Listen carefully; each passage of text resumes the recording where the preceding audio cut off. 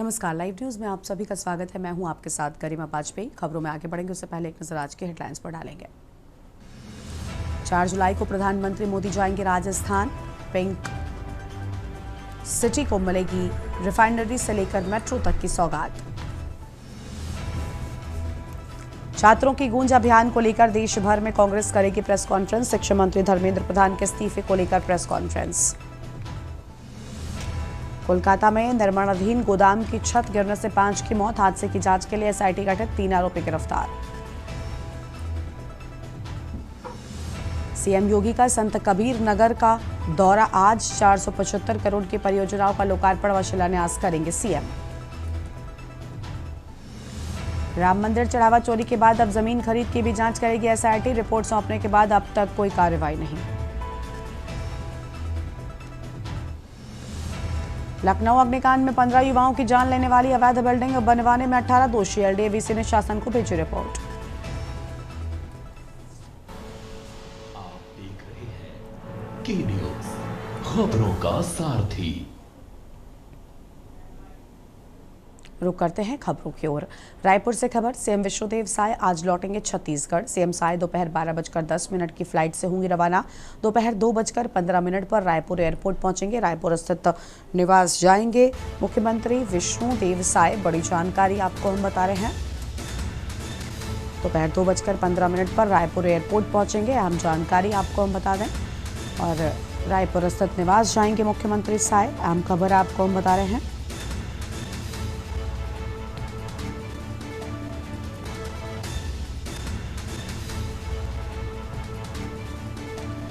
बड़ी जानकारी आपको हम बता दें। दोपहर 2:15 पर रायपुर एयरपोर्ट पहुंचेंगे। अहम जानकारी आपको हम बता रहे हैं। रायपुर स्थित निवास जाएंगे मुख्यमंत्री विष्णुदेव साय। रायपुर से खबर। सीएम विष्णुदेव साय आज लौटेंगे छत्तीसगढ़। सीएम साय दोपहर 12:10 की फ्लाइट से होंगे रवाना। अहम जानकारी आपको हम बता रहे हैं। दोपहर 2:15 पर रायपुर एयरपोर्ट पहुंचेंगे।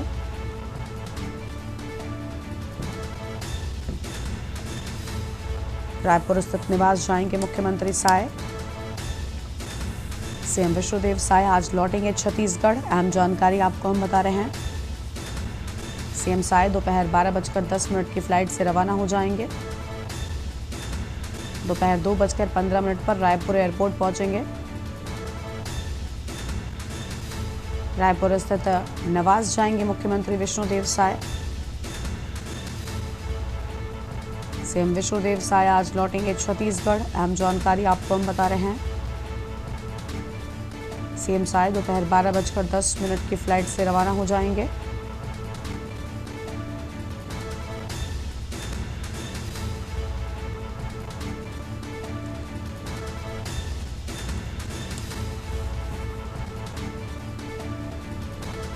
बड़ी जानकारी आपको हम बता दें। सीएम विष्णुदेव साय आज लौटेंगे छत्तीसगढ़।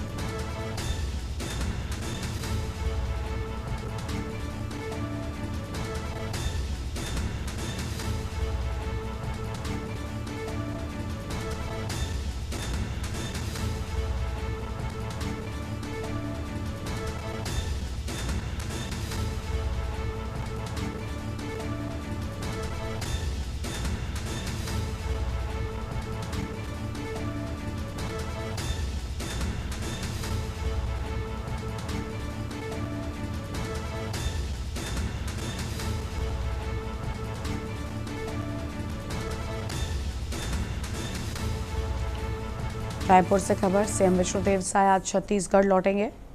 आगे बढ़ेंगे खबरों की ओर। अगली खबर रायपुर से ही। छत्तीसगढ़ में सुरक्षा व्यवस्था पर बड़ा एक्शन। सीएम साय का सख्त निर्देश। बहुमंजिला भवनों की जांच होगी। कोचिंग सेंटर और ट्यूशन क्लासेस भी रडार पर। होटल, लॉन्च, मॉल और व्यावसायिक प्रतिष्ठानों का विशेष ऑडिट। फायर सेफ्टी सिस्टम की होगी जांच। इमरजेंसी एग्जिट और फायर एनओसी की भी होगी पड़ताल। सीसीटीवी, विद्युत सुरक्षा और भवन की मजबूती का परीक्षण।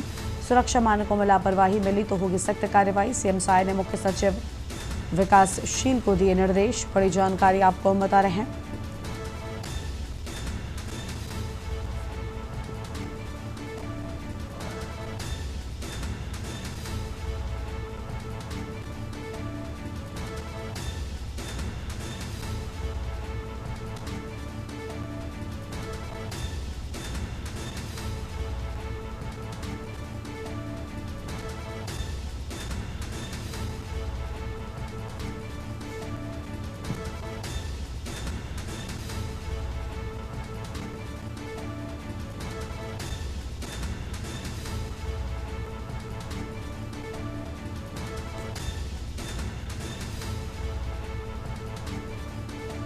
अहम खबर, सीएम साय ने मुख्य सचिव को लेकर बड़ी जानकारी सामने आई है। अहम खबर आपको बता रहे हैं, छत्तीसगढ़ में सुरक्षा व्यवस्था पर बड़ा एक्शन।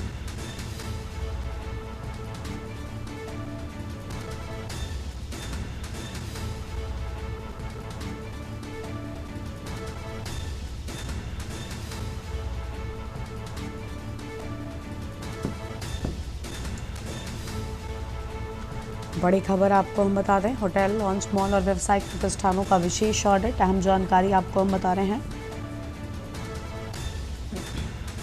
फायर सेफ्टी सिस्टम की होगी जांच। बड़ी खबर आपको हम बता दें, इमरजेंसी एग्जिट और फायर एनओसी की भी होगी पड़ताल।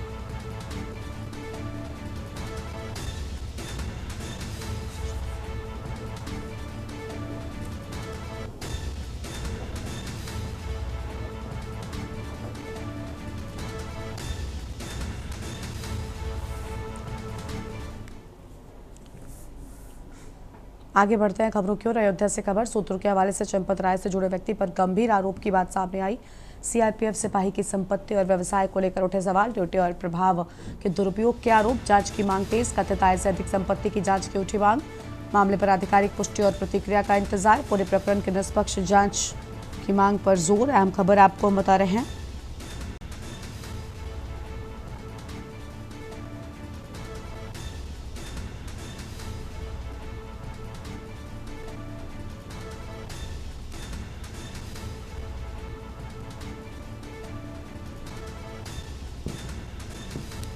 मामले पर आधिकारिक पुष्टि और प्रतिक्रिया का इंतजार। बड़ी खबर आपको हम बता रहे हैं।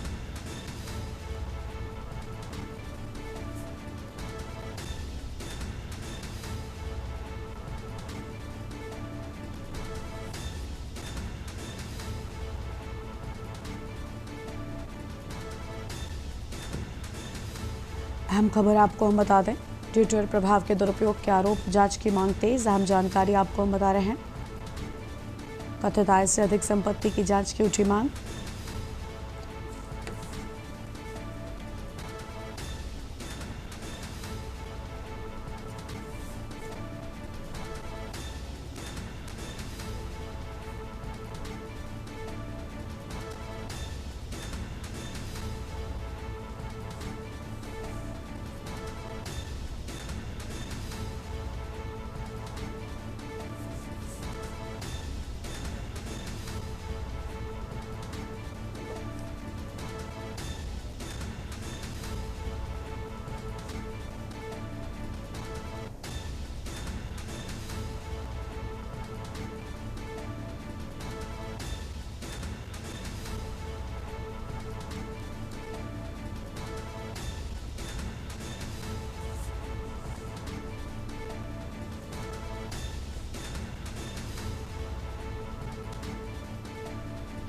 बड़ी खबर आपको हम बता रहे हैं, कथित आय से अधिक संपत्ति की जांच की मांग तेज। अहम जानकारी आपको हम बता दें।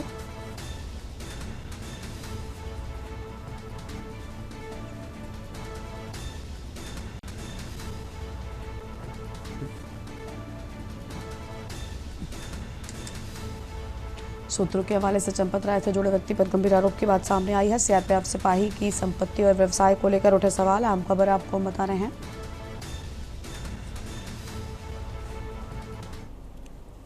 हमीरपुर से खबर है, पड़ोसियों की दबंगाई से परेशान युवक दीपू सिंह ने खाया जहर, मौत हुई। युवक ने प्रताड़ना का वीडियो किया वायरल। वीडियो में पड़ोसियों पर मारपीट व अभद्रता का आरोप लगा। सूचना देने पर भी पुलिस पर कार्रवाई न करने का आरोप। मैं सामाजिक स्तर का आदमी हूं, मुझे बेइज्जती बर्दाश्त नहीं। 1 दर्जन से अधिक लोगों पर मामला दर्ज, जांच शुरू। कुरारा थाना क्षेत्र के ककरऊ गांव का पूरा मामला सामने आया है। बड़ी खबर आपको हम बता रहे हैं। वीडियो में पड़ोसियों पर मारपीट व अभद्रता के आरोप की बात सामने आई। सूचना देने पर भी पुलिस पर कार्रवाई न करने का आरोप लगा।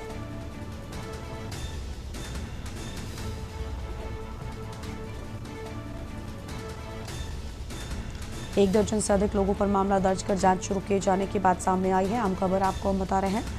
कुरारा थाना क्षेत्र के ककरऊ गांव का पूरा मामला आपको हम बता दें। हमीरपुर से खबर, पड़ोसियों की दबंगाई से परेशान युवक दीपू सिंह ने खाया जहर, मौत होने की बात सामने आई। बड़ी खबर आपको हम बता रहे हैं। युवक ने प्रताड़ना का वीडियो किया वायरल।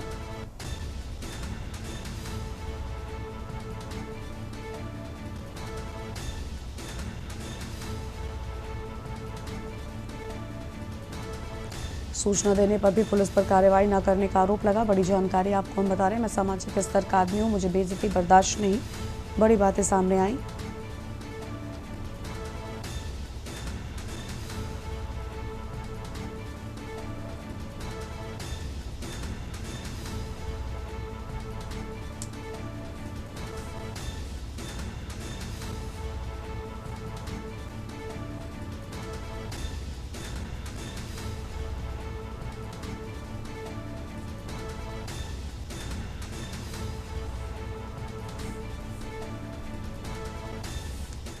लखनऊ से खबर है, जहां पर आधार में दर्ज पारिवारिक विवरण अब अंतिम प्रमाण नहीं। महानिरीक्षक निबंधन नेहा शर्मा ने जारी किया आदेश। पहचान और संबंध प्रमाण में अलग अलग दस्तावेज अनिवार्य होने की बात सामने आई है और सरकारी प्रक्रियाओं में दस्तावेज सत्यापन और सख्त होगा। गलत जानकारी के आधार पर विवाद रोकने की दिशा में कदम की बात सामने आई है। बड़ी खबर आपको हम बता रहे हैं।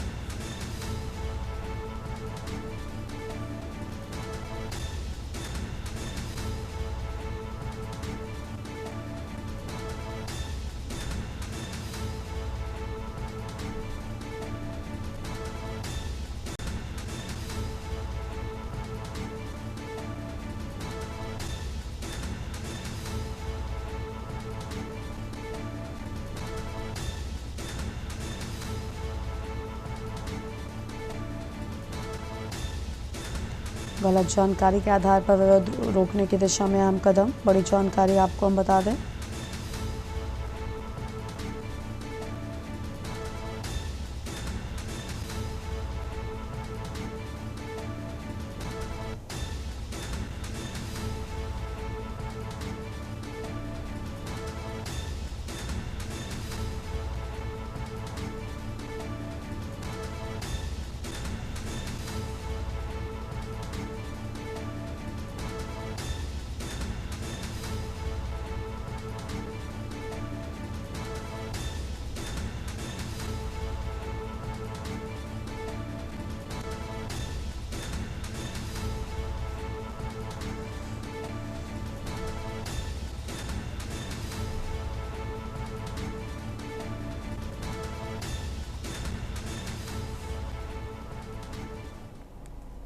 चंदौली से खबर है, अज्ञात युवक की गला रेत कर हत्या।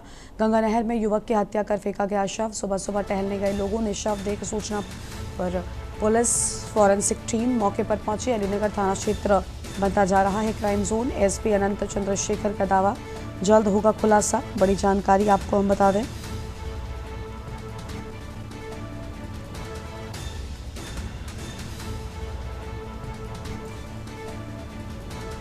सूचना पर पुलिस फॉरेंसिक टीम मौके पर पहुंची। बड़ी जानकारी आपको हम बता रहे हैं।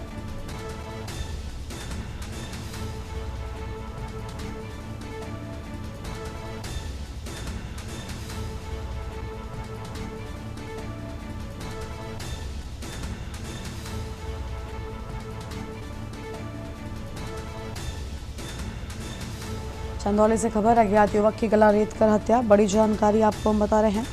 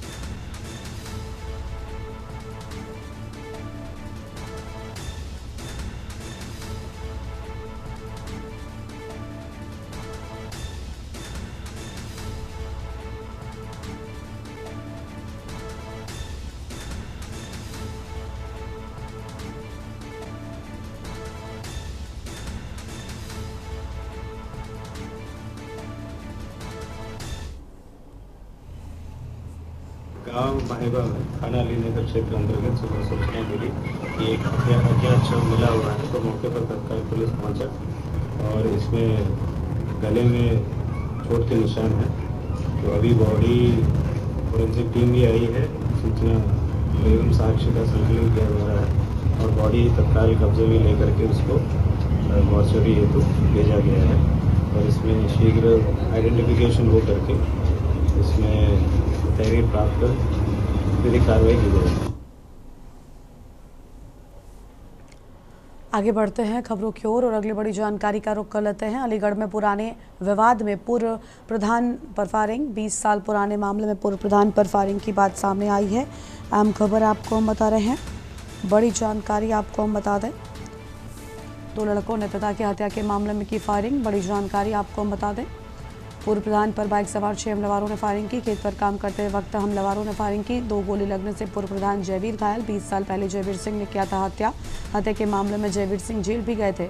मोहित योगेश 2 युवकों की हुई पहचान। 4 अभी अज्ञात। पूर्व प्रधान को जैन मेडिकल कॉलेज में भर्ती कराया गया। हरदुआगंज थाना इलाके के ग्राम बरा नदी की पूरी घटना सामने आई है।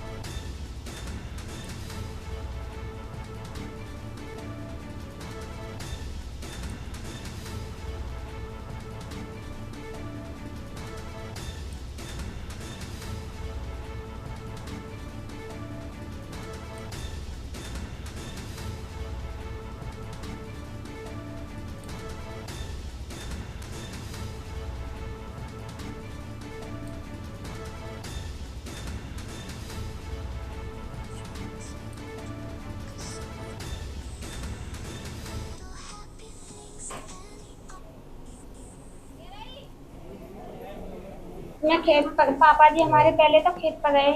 खेत पे थे, फोन करिया पापा जी ने हमारे पास कि बेटा निहार ले जाओ। तो मैंने कही कि हाँ पापा जी आ रहे हैं। तो मैं निहार लेने गई पापन के पास। तो निहार काट रही पापन के पास खेत में ही। पापा मेरे साटते बैठे पीछे को, आगे को मैं निहार काट रही। तो क्या कहते गाड़ी पे आए, 2 बाइक आए। अगले वारी पे 2-3 जने, पीछे वारी पे 3 जने, 6 जने आदमी 2 गाड़ी पे। तो 2 ने तो मैं जानती हूँ और दोनों को, एक को तो मोहित नाम है और एक को ऐसे कुछ नाम है, बड़े योगेश। बिने में 2 ने जानती हूँ और 4 ने जानती नहीं मैं। आज सुबह ये सूचना प्राप्त हुआ कि एक व्यक्ति जिनका नाम जयवीर सिंह है, गांव बरा नदी, थाना हरदुआगंज क्षेत्र के रहने वाले हैं।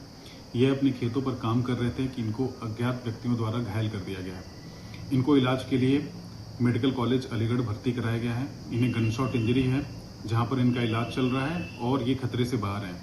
मेरे द्वारा घटनास्थल निरीक्षण किया गया, फील्ड यूनिट बुलाई गई। यह बात प्रकाश में आई है कि गांव के रहने वाले योगेश और मोहित द्वारा इनको घायल किया गया है। गांव वालों से जानकारी करने पर यह भी तथ्य प्रकाश में आया है कि करीब 20 वर्ष पहले मोहित और योगेश के पिता की हत्या हुई थी, जिसमें जयवीर सिंह जेल गए थे। पुलिस द्वारा सभी पहलुओं पर जांच की जा रही है। इस संबंध में तहरीर प्राप्त कर आवश्यक विधिक कार्रवाई की जाएगी। रायबरेली से खबर है, बुजुर्ग महिला की जिंदा जलकर मौत। घर में लगी भीषण आग में जिंदा जली वृद्ध। घर में अकेली रह रही रामावती की जलकर मौत। आग इतनी तेज थी कि पूरा शरीर जलकर हुआ राख। सूचना पर पहुंची पुलिस ने जांच पड़ताल शुरू की। आग लगने के कारणों का अब तक नहीं चल सका है पता। बड़ी खबर आपको हम बता रहे हैं।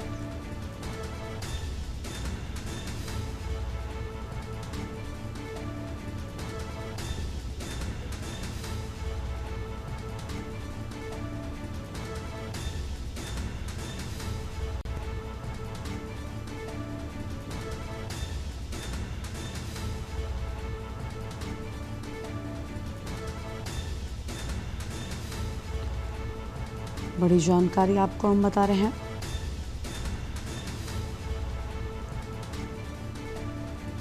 खीरू थाना क्षेत्र का पूरा मामला। बड़ी खबर आपको हम बता दें,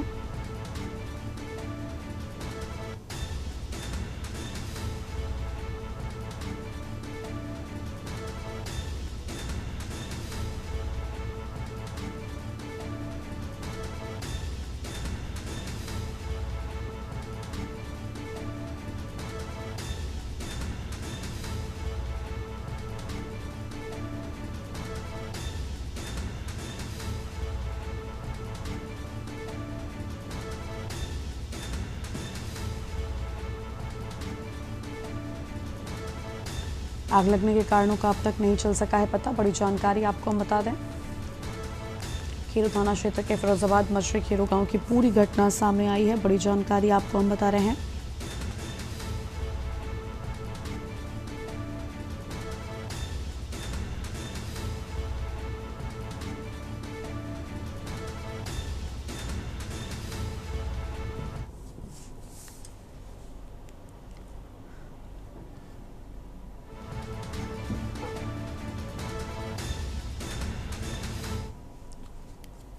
रतलाम जिले में अवैध मादक पदार्थों की तस्करी के खिलाफ चलाए जा रहे अभियान के तहत जावरा औद्योगिक क्षेत्र थाना पुलिस ने बड़ी कार्रवाई करते हुए 26 किलोग्राम डोडा चूरा बरामद किया है और पुलिस ने इस मामले में पंजाब के एक तस्कर को गिरफ्तार कर ट्रक सहित करीब 16,30,000 रुपए की मशरूका जब्त किया है। और पुलिस अधीक्षक अमित कुमार के निर्देशन में की गई इस कार्रवाई का खुलासा जावरा नगर पुलिस अधीक्षक युवराज सिंह चौहान ने पत्रकार वार्ता में किया है।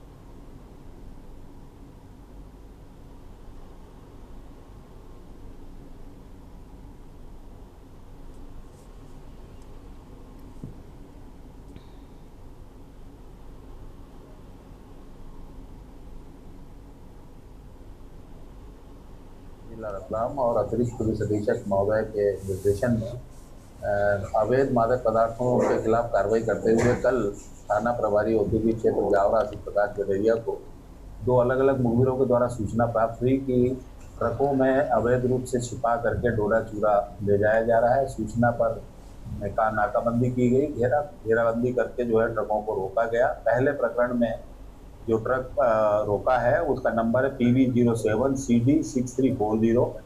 जब इसके साइड में लगी हुई स्टेपनी को खोल करके देखा गया तो उसमें 26 किलो डोडा चूरा जो अलग अलग प्लास्टिक की थैलियों में ट्रक की स्टेपनी में छुपाया हुआ था। ब्रेक के बाद आप सभी का स्वागत है। खबर है रायगढ़ से, जहां पर जिले में कानून व्यवस्था, सड़क सुरक्षा और अवैध गतिविधियों पर प्रभावी नियंत्रण के लिए प्रशासन ने जीरो टॉलरेंस नीति लागू करने का निर्णय लिया है।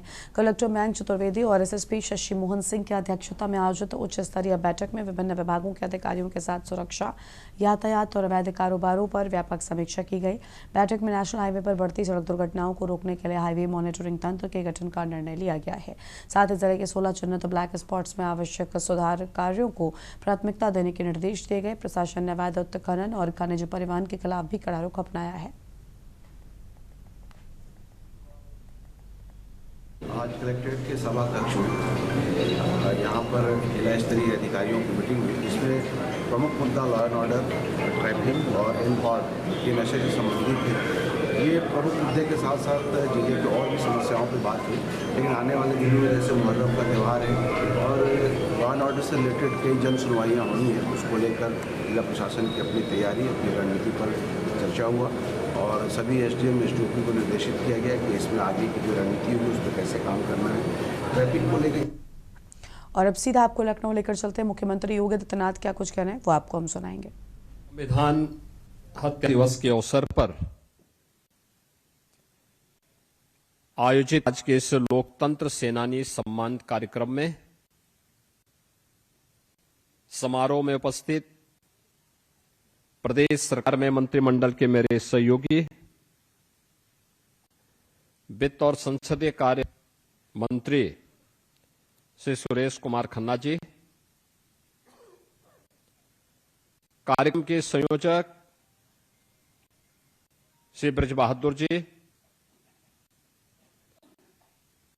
भारतीय जनता पार्टी क्षेत्रीय अध्यक्ष श्री कमलेश मिश्र जी, माननीय विधायकगण, लोकतंत्र सेनानीगण श्री भारत दीक्षित जी,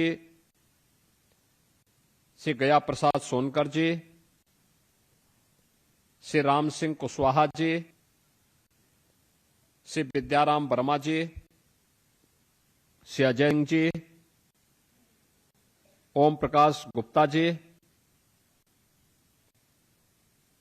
भारतीय जनता पार्टी महानगर के अध्यक्ष आनंद द्विवेदी जी, जिला अध्यक्ष विजय मौर्य जी,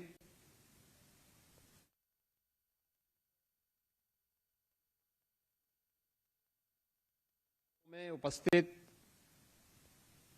लोकतंत्र सेनानियों के सम्मान के लिए आयोजित समारोह में भी हमारे सम्मानित लोकतंत्र सेनानीगण, उपस्थित महानुभाव, बहन और भाइयों,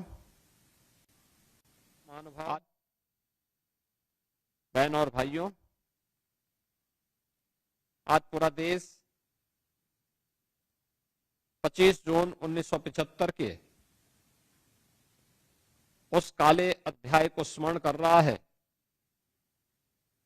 जिसमें अपनी निहित राजनीतिक अभिलिप्सा के लिए कांग्रेस ने इस देश के लोकतंत्र का गला घोंटने का काम पाप किया था। बहनों और भाइयों, श्रीमती इंदिरा गांधी सत्ता में बनी रहे, उसकी सत्ता छोड़ने बनी रहे, इसके लिए न्यायालय के आदेश उस पर लागू न हो सके, अपने इस पाप का परिमार्जन करने के लिए उन्होंने इस देश के नागरिकों का, दलितों, वंचितों, पिछड़ों, महिलाओं और हर उस वयस्क मतदाता के उस अधिकार को छीनने का कुत्सित प्रयास किया जो भारत के संविधान के शिल्पी बाबा साहब डॉक्टर भीमराव अंबेडकर जी ने भारत के प्रत्येक नागरिक को बिना भेदभाव के उपलब्ध कराया था।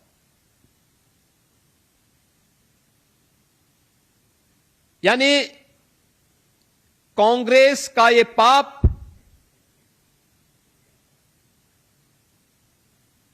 केवल भारत के लोकतंत्र को ही कुचलने का पाप नहीं था,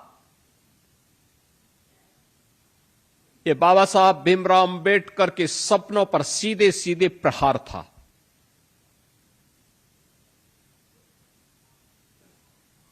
इसके लिए उन्होंने लोकतंत्र के पक्ष में जो कोई भी आवाज उठाए, चाहे वह किसी राजनीतिक दल का, विरोधी दलों का कार्यकर्ता हो, सामाजिक जीवन में जुड़ा हुआ कोई एक सामान्य स्वयंसेवक हो, मीडिया का कोई प्रतिनिधि हो, जो कोई भी लोकतंत्र के समर्थन में आवाज उठाता था, किस तरीके से उसकी आवाज को कुचला जाता था, ये अनेक उदाहरण आज भी मौजूद हैं।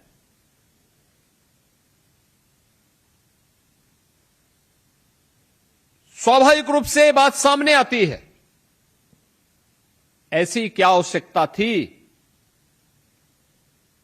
जो कांग्रेस को 25 जून 1975 को देश के अंदर आपातकाल थोपना पड़ा था। हम जब निष्कर्ष पर पहुंचते तो एक ही निष्कर्ष सामने आता है, केवल अपनी सत्ता को छूने बनाए रखने के लिए कांग्रेस ने यह पाप किया था और अपने पाप को छुपाने के लिए कांग्रेस ने उस समय के नौजवानों की आवाज को, राजनीतिक दलों के कार्यकर्ताओं की आवाज को, विभिन्न सामाजिक और सांस्कृतिक संगठनों की आवाज को दबाने की भी कुत्सित चेष्टा की थी। बहनों और भाइयों, संविधान का प्रियम्बल संविधान की आत्मा कही जाती है। जब देश के अंदर लोकतंत्र सस्पेंड किया गया था, न्यायपालिका के अधिकार को सीमित कर दिया गया था, मीडिया को प्रतिबंधित कर दिया गया था, तब रात के अंधेरे में भारत के संविधान के प्रियम्बल को भी बदल दिया गया। आप ये कृत्य देखिए, ये वह कांग्रेस कर रही है जिस कांग्रेस के युवराज आज संविधान की प्रति लेकर के देश भर में जनता की आंखों में धूल झोंकने का काम करते हैं। आपने देखा होगा इनके दोहरे आचरण को। इनका यह दोहरा आचरण जो संविधान की प्रति लेकर के लोग घूमते हैं,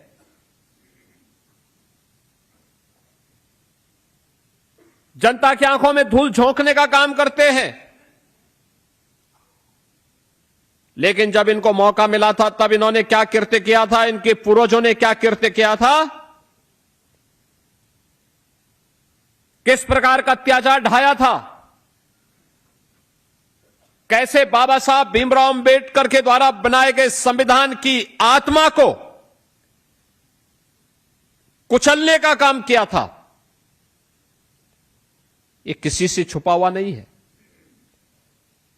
और इसलिए इन दोहरे चरित्र के लोगों की वास्तविकता जनता जनार्दन के सामने आ सके, आने वाली पीढ़ी के सामने आ सके, इसके लिए प्रधानमंत्री मोदी जी ने देशवासियों को बारंबार इस बात का एहसास कराने के लिए कि जिनकी लोकतंत्र पे कभी निष्ठा नहीं थी, जिन्होंने अपने स्वार्थ के लिए देश के लोकतंत्र को तोड़ा मरोड़ा, दुरुपयोग किया,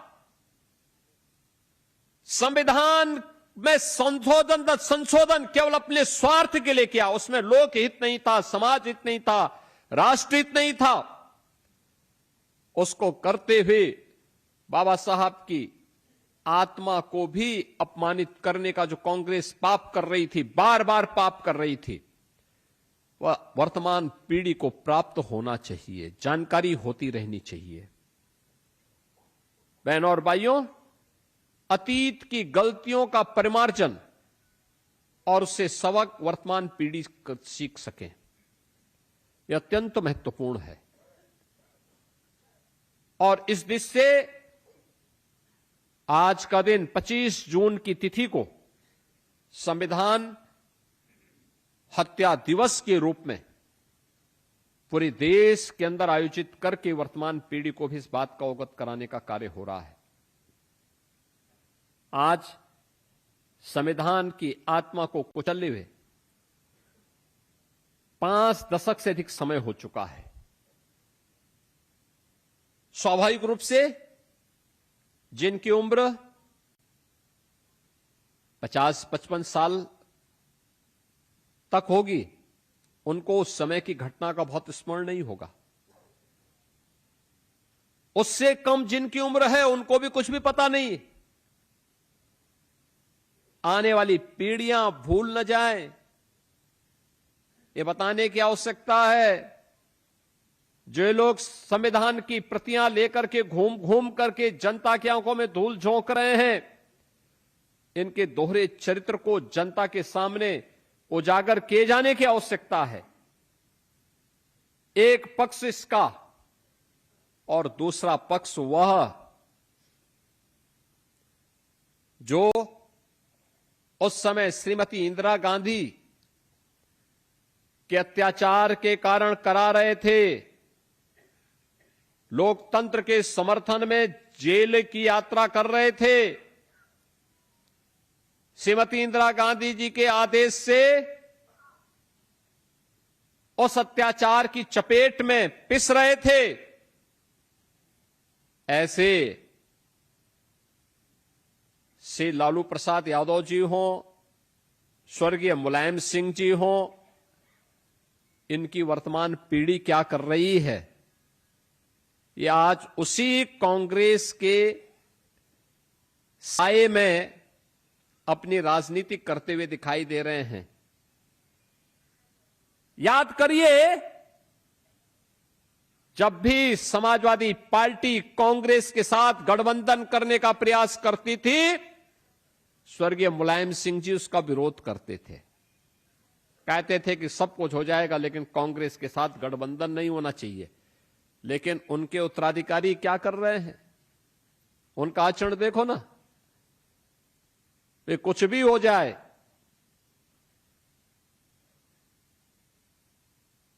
वह कांग्रेस के डूबते हुए जहाज पर सवारी होकर के मुलायम सिंह की विरासत को भी डुबोने के लिए उतारू हैं। क्योंकि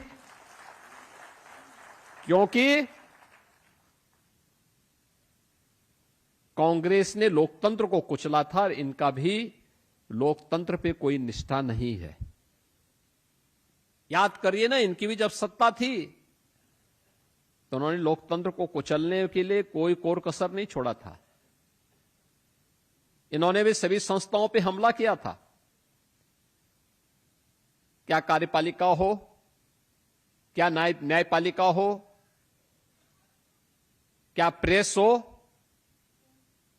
ये बराबर सब पे हमला करते थे। किसी के साथ निष्ठा नहीं थी, किसी का सम्मान नहीं करते थे। इसलिए अपने समान उद्देश्य के लिए ये लोग आज भी एक दूसरे के साथ जुड़ करके, एक दूसरे के साथ मिल करके देश के लोकतंत्र को कमजोर करने, परिवारवाद की राजनीति को प्रेरित और प्रोत्साहित करने के लिए, भारत की संवैधानिक मान्यताओं के विपरीत आचरण करना अपना जन्मसिद्ध अधिकार समझते हैं। बहनों और भाइयों, भारत आज दुनिया के अंदर सबसे बड़ा लोकतंत्र है, तो इसलिए क्योंकि भारत के स्वाधीनता संग्राम सेनानियों ने, भारत के क्रांतिकारियों ने देश की आजादी के समय उन मूल्यों और उन आदर्शों के लिए अपने आप को समर्पित किया था। और इसलिए व्यवहारिक रूप से जो भारत के हित में है उसको उन्होंने प्रभावी ढंग से संविधान में बाबा साहब डॉक्टर भीमराव अंबेडकर जी के नेतृत्व में रेखांकित करवाने का काम किया था।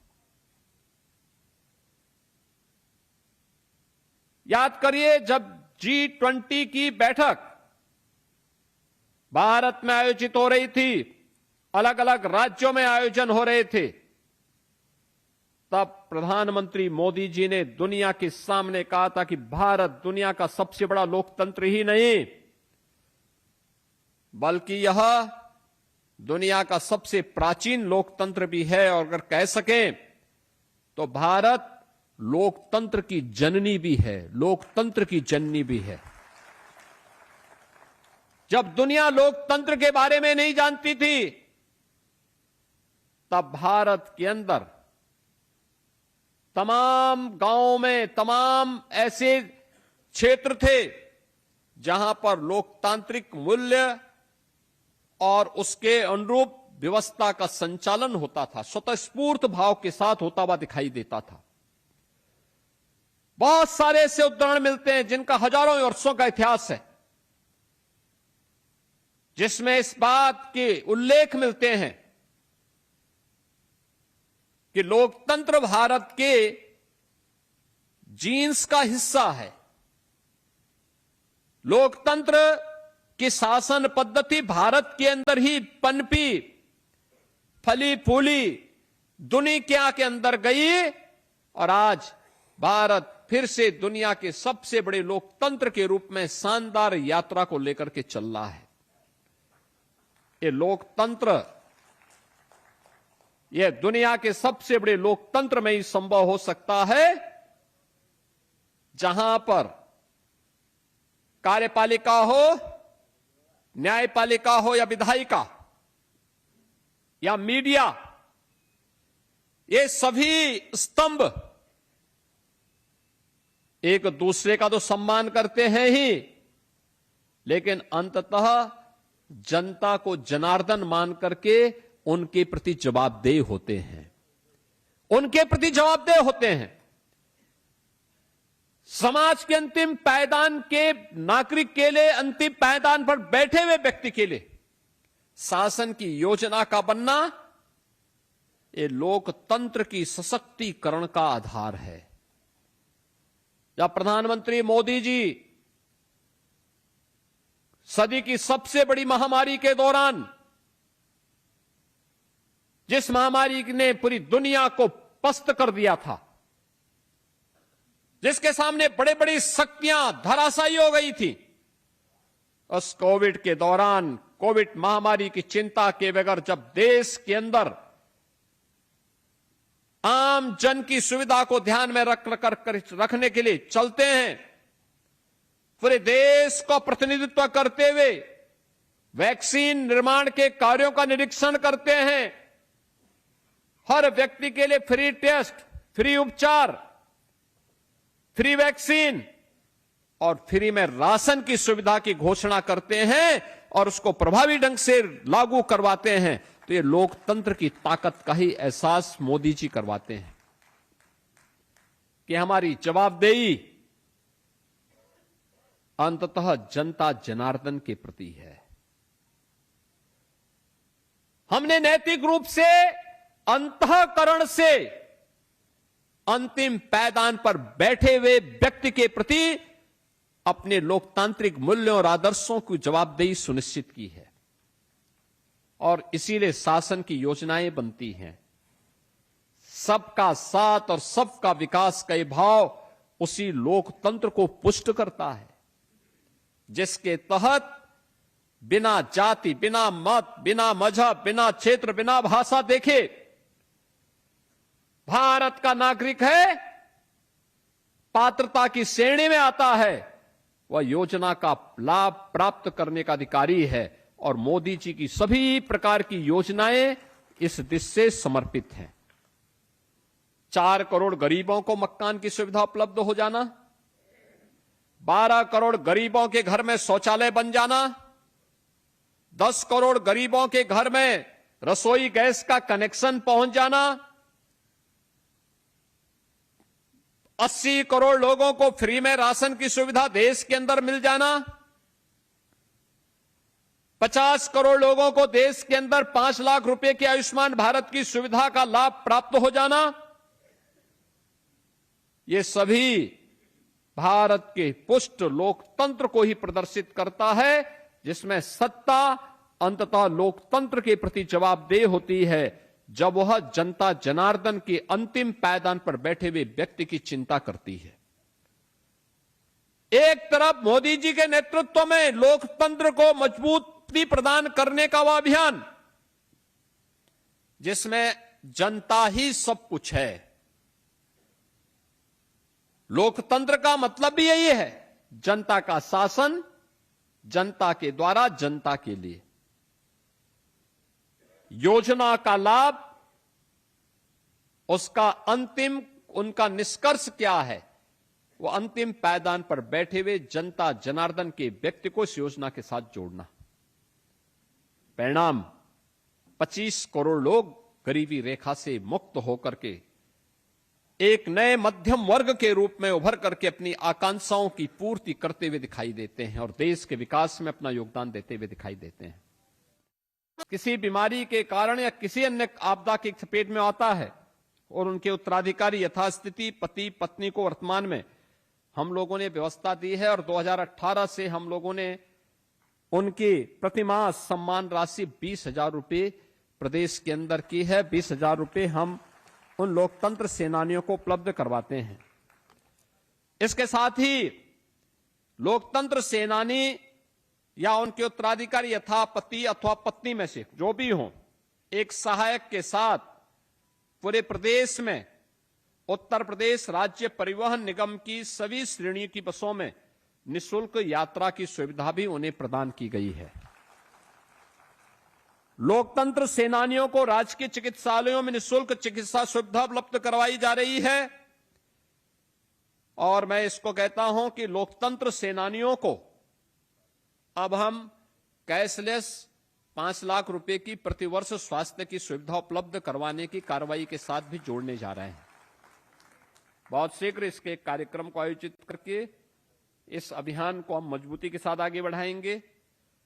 लोकतंत्र सेनानी की मृत्यु होने पर अंतिम संस्कार भी राजकीय सम्मान के साथ किए जाने का सरकार के द्वारा एक व्यवस्था बनाई जा रही है, जिससे लोकतंत्र के प्रति आने वाली पीढ़ी हमेशा इस बात को ध्यान में रखेगी कि जो भी देश के लिए करेगा, लोकतंत्र के हित के लिए कार्य करेगा, सरकारें एक निश्चित प्रोटोकॉल को उसके तहत निभाने का कार्य करेगी, उन्हें सम्मानित करेगी।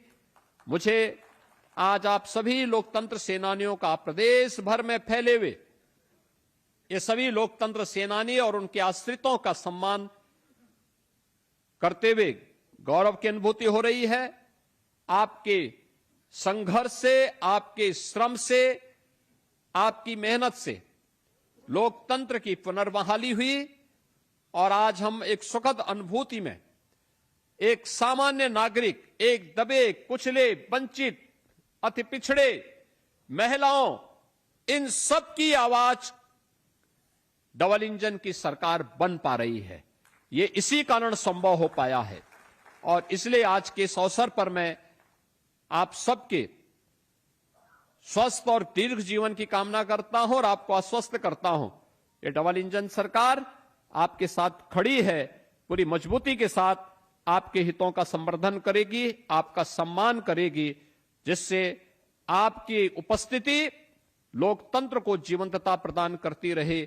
इस विश्वास के साथ हमारे अन्य लोकतंत्र सेनानियों का सम्मान यहां पे निरंतर चलता रहेगा। हमारे माननीय जनप्रतिनिधिगण यहां मौजूद हैं, उनके द्वारा किया जाएगा। इन शब्दों के साथ मैं आप सभी के प्रति अपनी शुभकामनाएं देता हूं। धन्यवाद। जय हिंद।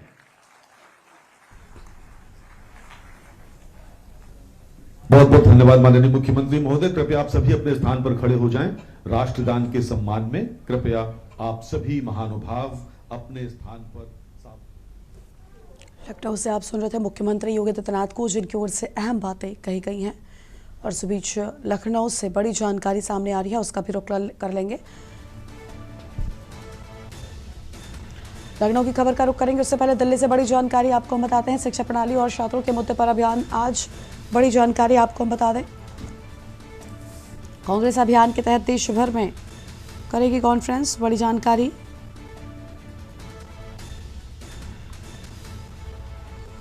छात्रों के मुद्दों पर कांग्रेस को लेकर बड़ी जानकारी सामने आई है।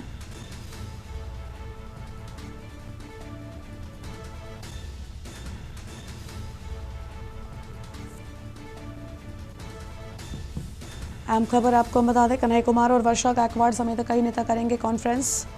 अहम खबर, अभियान के जरिए शिक्षा के निजीकरण पर करेगी प्रेस कॉन्फ्रेंस।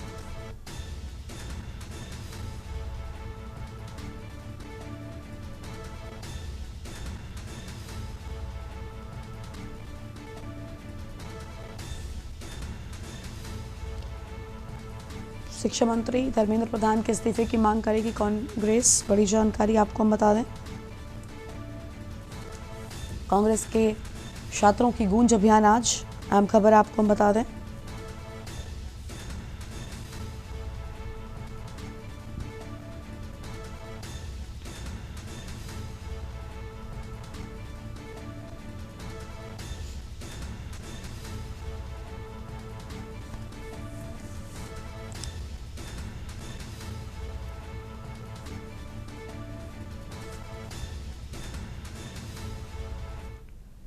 इस बुलेटिन में इतना ही। देखते रहिए के न्यूज़ इंडिया। नमस्कार।